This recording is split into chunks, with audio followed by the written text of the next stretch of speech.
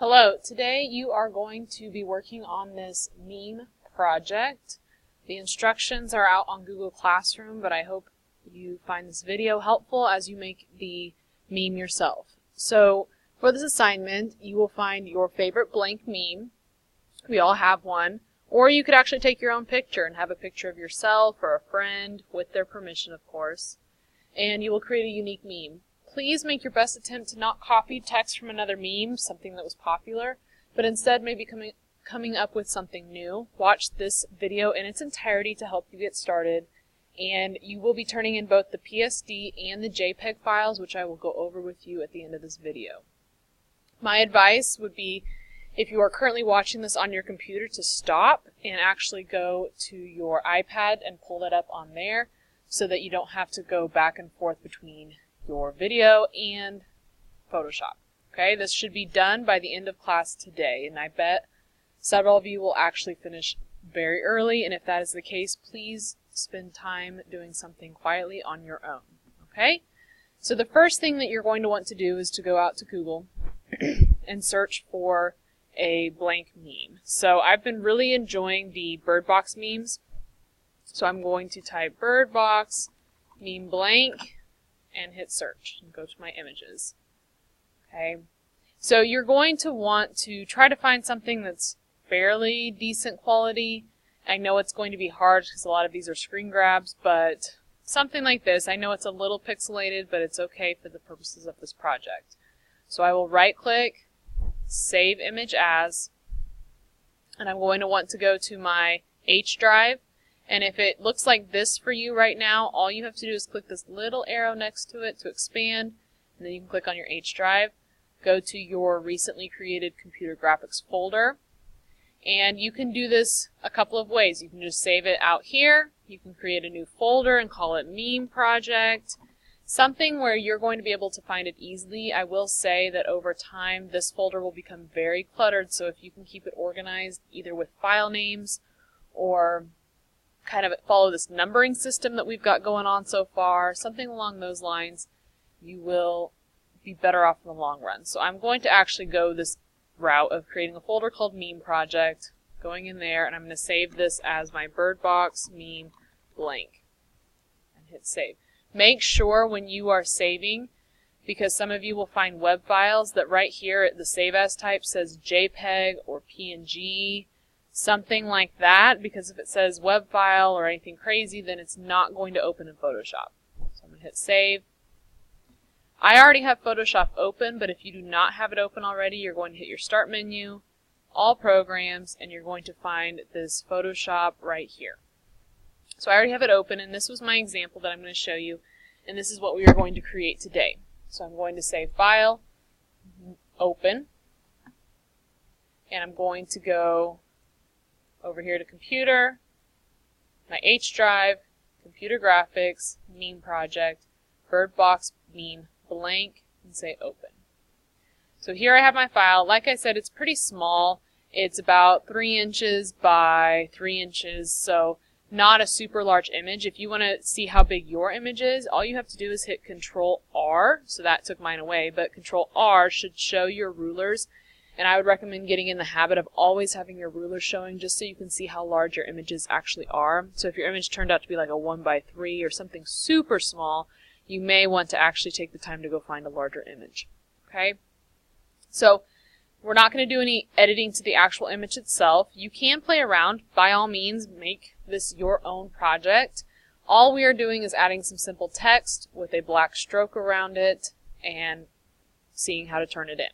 Okay? So a lot of you, by default, it's going to open up to whatever your last tool was that you had open. For us, it was probably your text tool from the Archie comic, but I'm going to push T to get back to my text tool. I'm going to want to find a font that is fairly blocky, you know, like meme-like fonts. So I've got Franklin Gothic selected at the moment, but you guys can please, by all means, pick a font that you like. I'm going to leave it as regular, and I'm going to set it at 25-point font for right now, but we'll adjust as I need to. Smooth, sharp, crisp, you guys can play with those. Okay?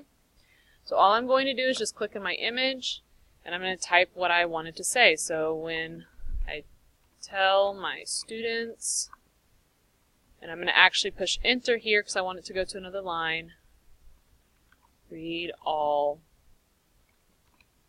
the directions. Okay, and so that font size is good because that is what I used when I made this right here. So I am going to come down here. If I select Init with the text tool selected and I bring my mouse down, do you see how my cursor changes to the move cursor so I can actually center it accordingly. So I'm going to do this, and I'm going to see that I added an extra word there so that my font size actually isn't perfect. So I'm going to come up here and adjust accordingly. Now, one feature that's kind of nice is if you press and hold, if you hover over anything that has a scale to it. So here I've got, several font sizes that I can choose from. If I press and hold Control, you see my mouse turns with like a little slider, and I can actually quickly slide down and forth, but it would be helpful if I had the text selected. Rookie mistake, right? So if I press and hold Control, then I can easily adjust my text. And this was a nice tool, keyboard shortcut that I picked up on last semester. So I've got that, and I want to move in, make sure it's centered. If your text right now is probably black because that's what we used last, if you highlight your text and you see this box right here, you can select it and find a white text fairly easily, and you'll say OK. And then I will check mark to save what I just did. Alright, the next thing that we are going to do is we'll just add a simple black stroke around the text to kind of help it stand out against my picture, especially if you chose an image that has a lighter background where the white is hard to see. So with my text layer over here selected, I'm going to click on this FX, and that stands for Effects, or a layer style. So I'm going to click on that, and then I'm going to select Stroke. From there, I'm going to save my stroke color as black. Position outside, blend mode normal, opacity 100%, which an opacity just means how transparent the image is, or the stroke is in this case. And here you guys can play with your size. So you're going to see it's going to show you the changes in real time over here. So we don't want something crazy, We don't want something super small. So I'm going to hang out around a 3 or a 4. You guys choose something that looks nice for you and your image, and just so that it doesn't become too distorted. And I'll just say OK. Alright, and so there's my meme. That is super simple and super easy. I think the hardest part for you will be figuring out what you're going to say on it that's a little original. So I'm going to show you guys how I want you to save it. So you're going to go File, Save As. Leaving it a PSD file, it'll default in your meme project folder if that's how you chose to save it. Change the word blank to last name. Always, always, always put your last name in there somewhere in your file name before you submit. So last name, and how about we go ahead and put a first initial in there as well.